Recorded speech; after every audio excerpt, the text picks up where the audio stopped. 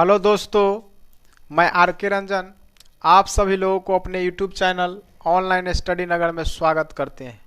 और आज हम लोग एलसीएम और एचसीएफ चैप्टर का छठा वीडियो लेकर के आप लोगों के सामने आए हैं, जिसमें हम लोग क्यूब पर आधारित क्वेश्चन पढ़ेंगे।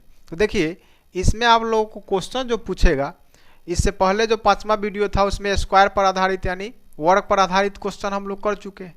और इसमें जो क्वेश्चन पूछेगा एलसीएम और एचसीएफ में, वह क्यूब यानी घन पर आधारित क्वेश्चन पूछेगा। तो चलिए हम लोग घन पर आधारित क्वेश्चन देखते हैं। उससे पहले आप लोगों से यह रिक्वेस्ट है कि प्लीज़ इस चैनल को शेयर सब्सक्राइब जरूर करें। तो चलिए स्टार्ट करते हैं अब क्यूब पर आधारित क्वेश्चन। चलिए, तो क्यूब पर आधारित क्वेश्चन हम लोग स्टार्ट करें उससे पहले कुछ बेसिक समझते हैं। तो देखिए, अगर मान लीजिए कि एक संख्या लेते हैं,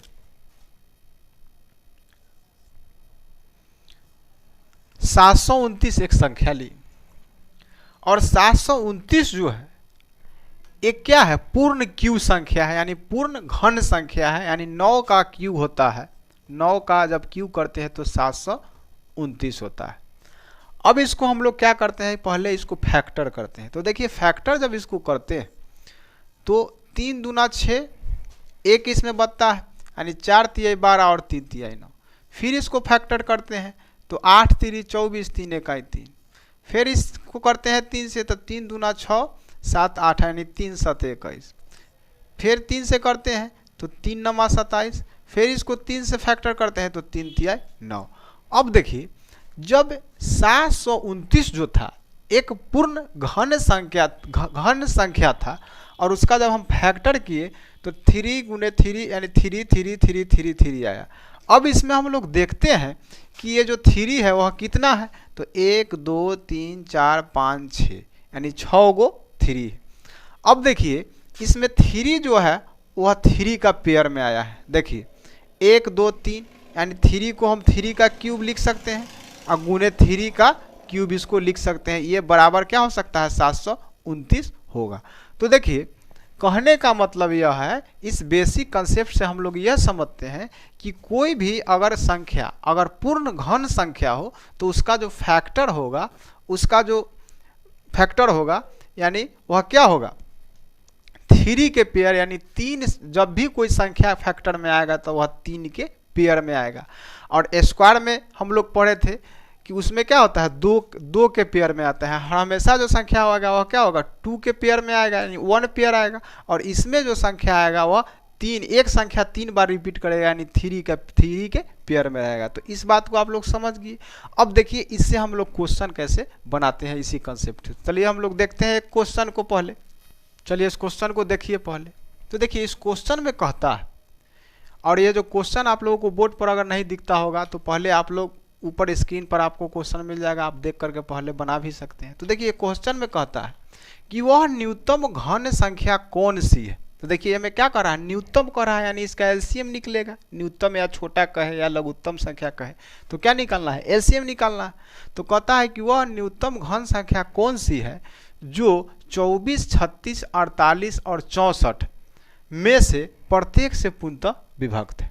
और वह जो संख्या होना चाहिए, क्या होना चाहिए, ये सबसे तो विभक्त होना चाहिए, लेकिन वो जो संख्या होना चाहिए वह पूर्ण घन संख्या होना चाहिए। तो देखिए, यहाँ कहता है न्यूनतम, तो न्यूनतम कहता है तो हमको क्या निकालना है, पहले इसका एलसीएम निकालते हैं।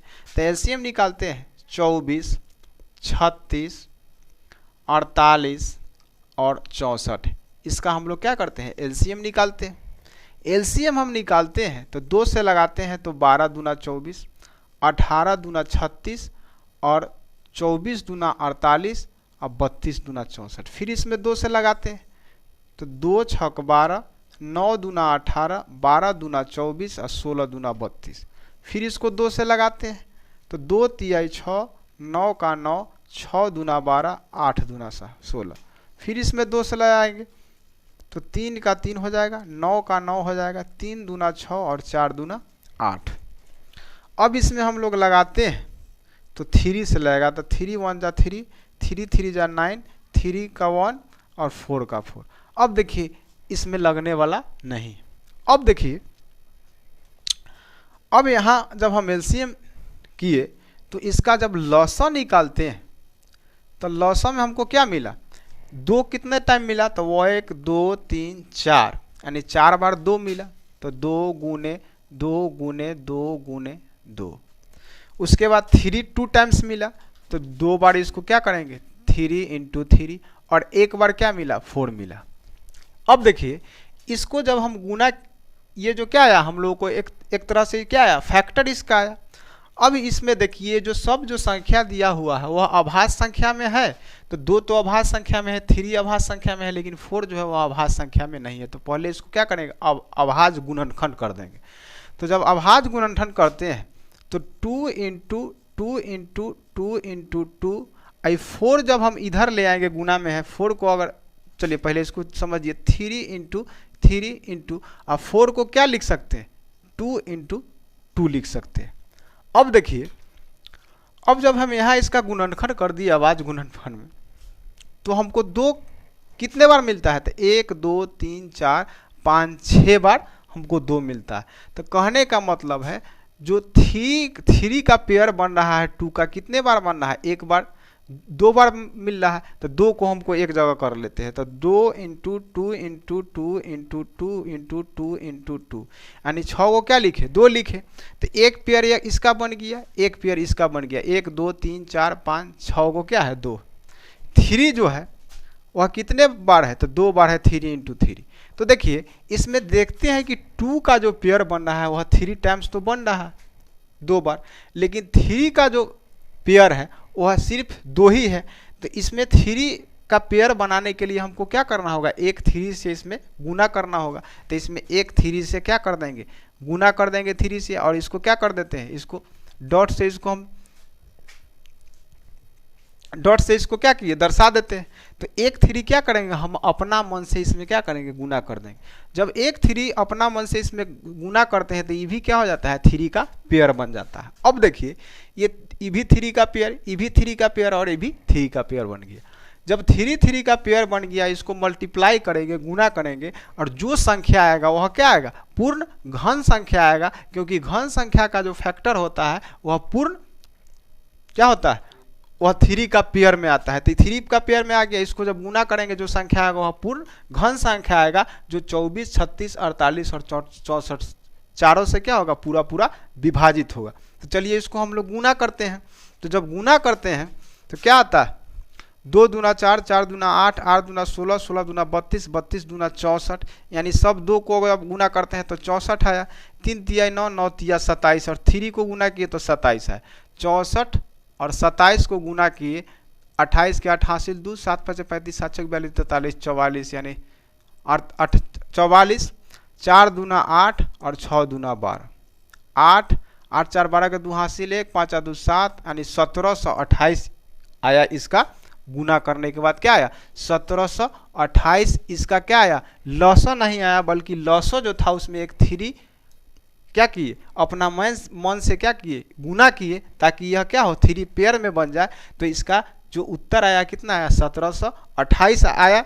तो 1728 जो है यही क्या है वह न्यूनतम संख्या है, वह न्यूनतम घन संख्या है, जो 24 36 48 और 64 चारों से क्या होगा पूरा विभाजित होगा। तो इसका उत्तर जो हो जाएगा वह क्या होगा 1728 होगा। तो चलिए अब दूसरा क्वेश्चन बनाते हैं इसी पर एक आधारित। चलिए इस क्वेश्चन को देखिए, आपको स्क्रीन पर ऊपर दिखता होगा। तो देखिए इस क्वेश्चन में कहता है कि वह न्यूनतम पूर्ण घन संख्या कौन सी है। तो इसमें भी क्या पूछ रहा है न्यूनतम पूछ रहा है, तो इसका एलसीएम निकालेंगे। अब पूछ रहा है कि जो संख्या होना चाहिए क्या हो रहा है घन संख्या कौन सी है, यानी क्यूब जो 32 54 और 250 में से प्रत्येक से पूर्णतः विभाजित है। तो देखिए इसका क्या करेंगे पहले एलसीएम निकालेंगे। एलसीएम निकालने के बाद जो फैक्टर आया है उसको प्राइम फैक्टर के रूप में तोड़ेंगे। अब प्राइम फैक्टर के रूप में तोड़ने के बाद 3 का पेयर बनाएंगे। अगर 3 का पेयर नहीं बनता है तो अपना मन से उसमें क्या करेंगे मल्टीप्लाई करेंगे। तो देखिए 32 54 और 250 का जब एलसीएम निकालते हैं तो 2 से करते हैं तो 16 दूना 32, 2 दूना 4 27 दूना 54, 2 दूना अब 125 दूना 250। अब देखिए 2 से इसमें नहीं लगेगा, 3 से भी इसमें लगाइएगा तो 27 लगेगा, नहीं लगेगा। 4 से भी नहीं लगेगा, 5 से भी नहीं लगेगा। यानी 2 के बाद यहाँ जो बच रहा है 16, 27 और 125, इसमें कोई भी संख्या जो है वह किसी भी संख्या से कटने वाला नहीं। तो देखिए इसको जब हम लौसा निकालेंगे, इसका लौसा जब निकालेंगे तो क्या इसको लिख सकते हैं, 2 गुने 16 गुने 27 गुने 125।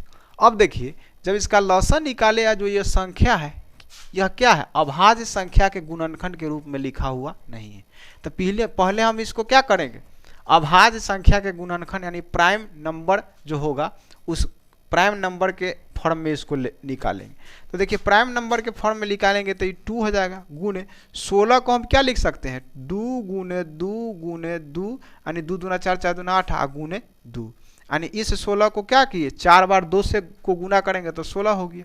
इस 27 को लिख सकते हैं 3 इंटू 3 इंटू 3, 3 तिया 9, 9 तिया 27।